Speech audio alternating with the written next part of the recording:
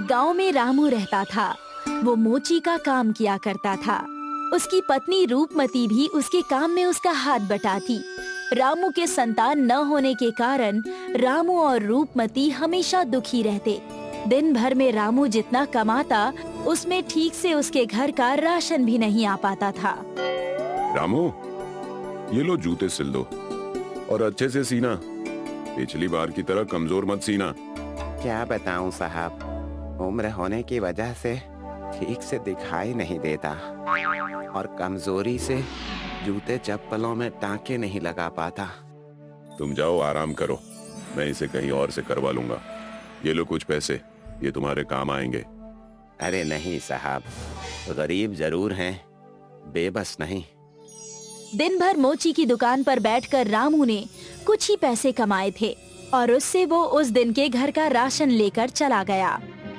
अरे ये क्या, केवल आटा और दाल? इसमें ना तो तेल है और ना ही चावल। काश हमारा भी बच्चा होता। हमारे इतने खेत खलिहान हैं, उसे जोत कर हमें नई नई सब्जियां खिलाता। जो चीज तकलीफ देती है उसके बारे में ज्यादा बातें नहीं करते। आप हाथ मुंह धो लीजिए, मैं खाना लगा देती हूँ। अगले दिन सुबह जब रामू अपनी मोची की दुकान खोलने गया तो वहाँ पर उसे एक गाड़ी ने ठोकर मार दी। रामू की हालत खराब होने के कारण उसे गांव के क्लिनिक में भर्ती कराया गया। रूपमती रामू को लेकर घर चली जाती है और घर के खर्चे और राशन का सोचकर वो बहुत बुरा महसूस करती है। अब हम क्या करेंगे? कुछ पैसे थे तो वो मेरी दवाई में खर्च हो गए। तुम्हें मोची का काम भी नहीं आता, वरना थोड़ा सा तो काम बन जाता। आप उसकी चिंता मत कीजिए, मैं उसका कोई ना कोई जुगाड़ कर लूंगी।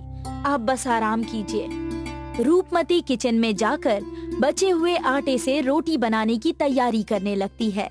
तभी उसी आटे से एक छोटा सा पुतला बनाकर उसे देखने लगती है। काश मेरा भी एक प्यारा सा बच्चा होता जो हमारी देखभाल करता और खेतों में नई नई सब्जियां उगाकर हमें बनाकर खिलाता। रूपमती उस पुतले को देखकर रोने लगती है। उसके आंसू जैसे ही उस पुतले पर गिरते हैं उसमें जान आ जाती है।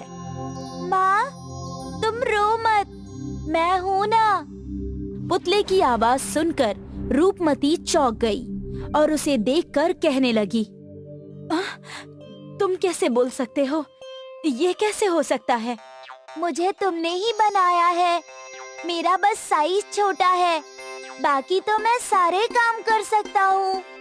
आटे का पुतला बाजार सब्जी लेने चला जाता है।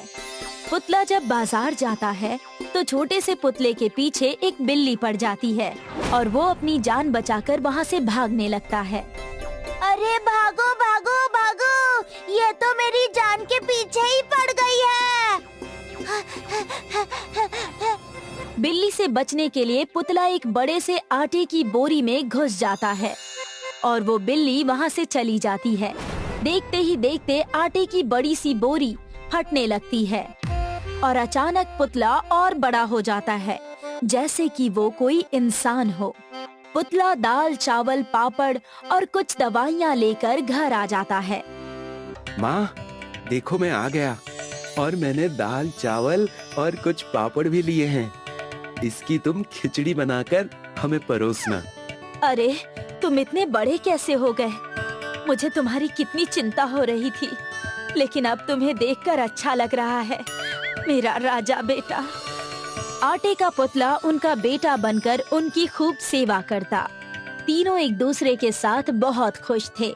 देखते ही देखते पुतला खेती बाड़ी करने लगा। रामू की तबीयत भी ठीक हो चुकी थी। माँ, पिताजी, देखिए आपके लिए क्या लाया हूँ। माँ, ये साड़ी और पिताजी आपके लिए नया कुर्ता। मुझे कभी किसी ने कोई उपहार नहीं दिया था। अच्छा किया भगवान ने कि तुम हमारे पास आए। मैं तो पहले से ही बहुत खुश हूँ। हमारा ख्याल रखने वाला अब कोई है। बस तुम हमें छोड़कर कहीं मत जाना। तुम इसकी चिंता मत करो, तुम सबको छोड़कर मैं कहीं नहीं जाऊंगा। सब खुशी खुशी रह रहे थे। हर एक चीज अच्छी हो गई थी। आटे का पुतला जिसका दोनों ने मिलकर संदीप नाम रख दिया था। एक दिन गांव में आग लगने के कारण सब बेहाल हो गए। लोग परेशानी से भागने लगे। रामू और रूपमती ने भी अपनी जान जैसे तैसे बचाई, लेकिन संदीप यानी पुतला बेहोश हो गया था। उसका रंग मानो काला हो गया हो। अरे ये क्या हो गया मेरे बच्चे को? हे भगवान, कोई डॉक्टर को बुलाओ। पता नहीं भगवान हमसे क्या चाहते हैं। इतनी दुर्दशा। एक बेटा मिला था, आपने उससे भी हमसे छीन लिया। रूपमती और रामू फूट फूट कर रोने लगते हैं। रूपमती के आंसू जैसे ही संदीप यानी पुतले पर पड़ते हैं, उसमें जान आ जाती है। माँ रो मत, देखो मैं अब आटे का नहीं रहा। अब मैं एक असली इंसान हूँ जो तुम्हें कभी छोड़कर नहीं जाएगा। क्या सच? भगवान तेरा लाख लाख शुक्र है, आपने हमारा बेटा हमें वापस कर दिया। आटे का पुतला संदीप और उसके माँ बाप सब सुखी सुखी खुशहाल जिंदगी जीने लगे।